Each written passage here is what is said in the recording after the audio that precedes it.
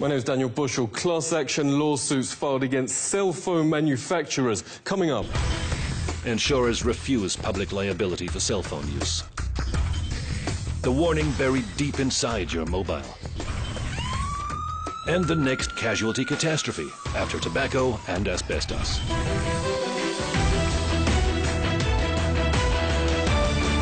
I would hold my cell phone here, and the tumor was right there. I always held it on my right side, right here. The industry should have put these warnings on, they told us a long time ago. Professor Dariusz Leszczynski is one of the world's leading radiation biologists and brave. He knew phone manufacturers would try to end his career for printing groundbreaking research proving cell phones do cause biological damage. Professor Leszczynski joins us. Great to see you. How did the industry react?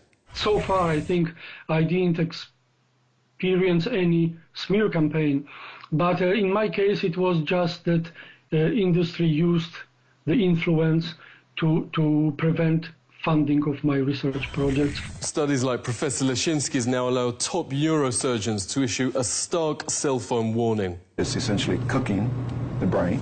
Ellie Marks' husband, Alan, suffered serious memory loss after years of using a mobile. At 2 a.m. one night, he had a massive seizure. Surgeons found a tumor the size of a golf ball right where he held the phone. Ellie, thank you so much for joining us. Why are you and so many others suing the industry? There's many, many, many others that are already deceased from this, that are dying from this, younger than my husband.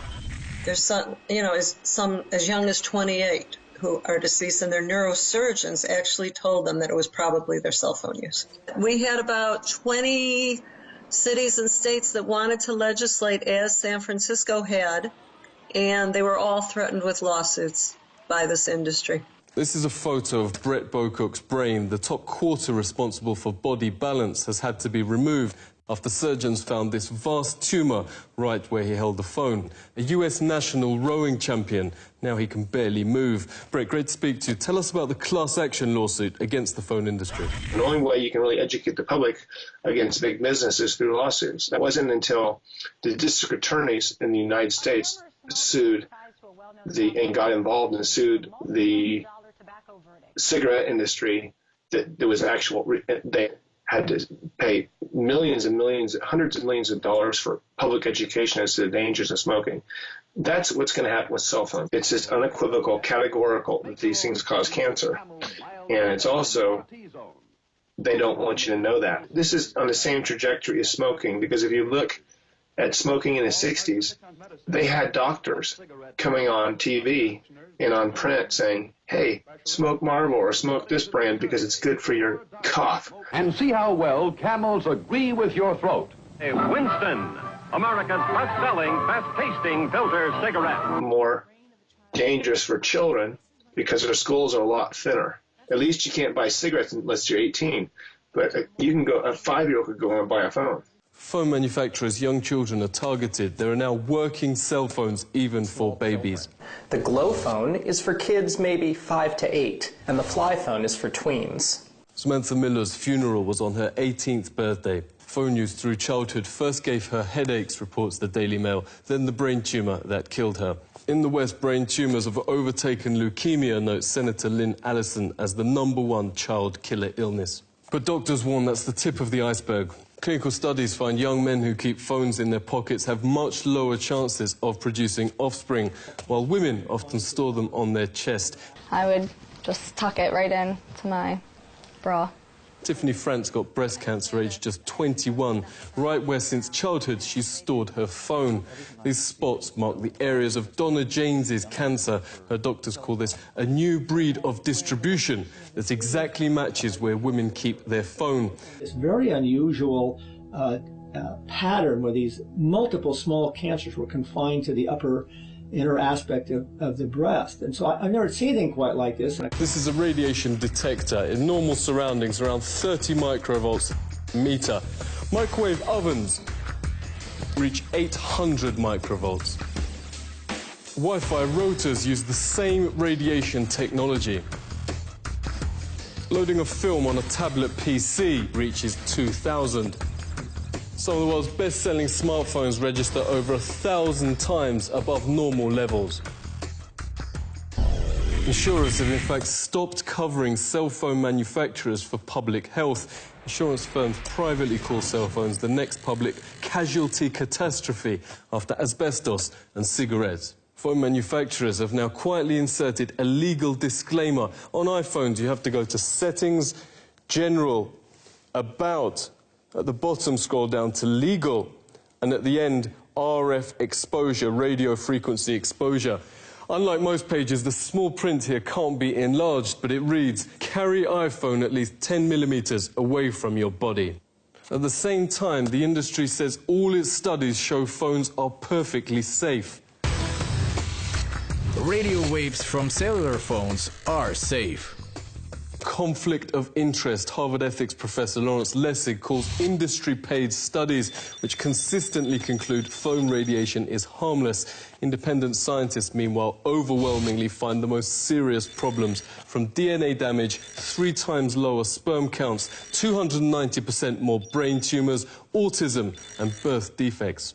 Former senior White House advisor and leading epidemiologist Dr. Devra Davis has testified to Senate on the subject. She joins us. Great to see you. How do you explain the completely opposite findings between industry and independent studies? Anytime there was independent research, what industry would do was 3 things.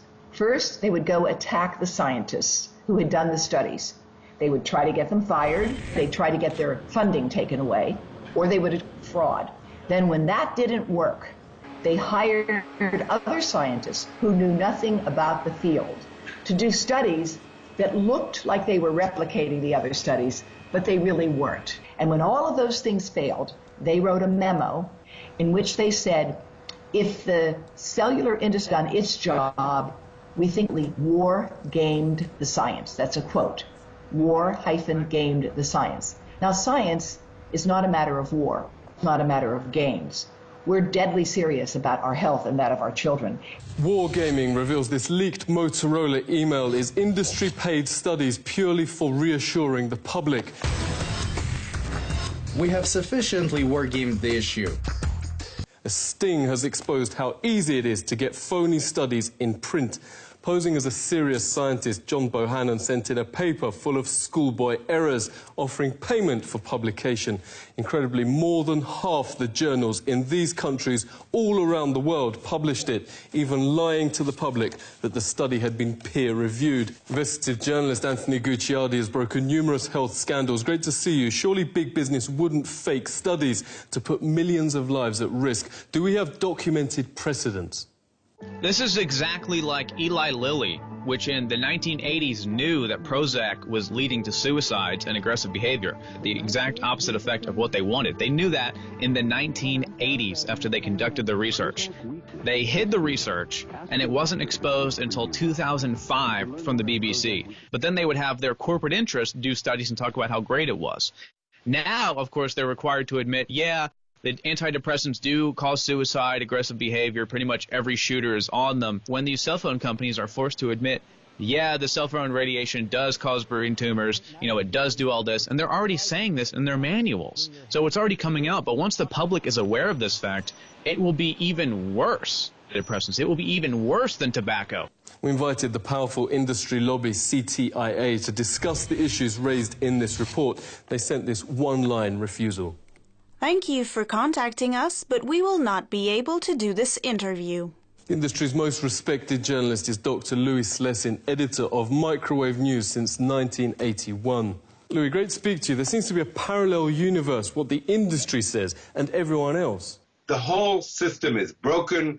People are not being told the truth. It's crazy. It's easy to say we made a mistake on tobacco after we know that tobacco is killer. The point is to take action. Actions being taken outside the US. France is moving schools back from Wi-Fi to cabled internet. Countries from Germany to Israel and Finland are moving to stop cell phone sales to kids. But Obama just made industry chief lobbyist Thomas Wheeler head of the regulator itself, the FCC. A former administration official calls it another astonishing conflict of interest. So doctors who want parents at least informed of cell phone dangers to their kids say they aren't holding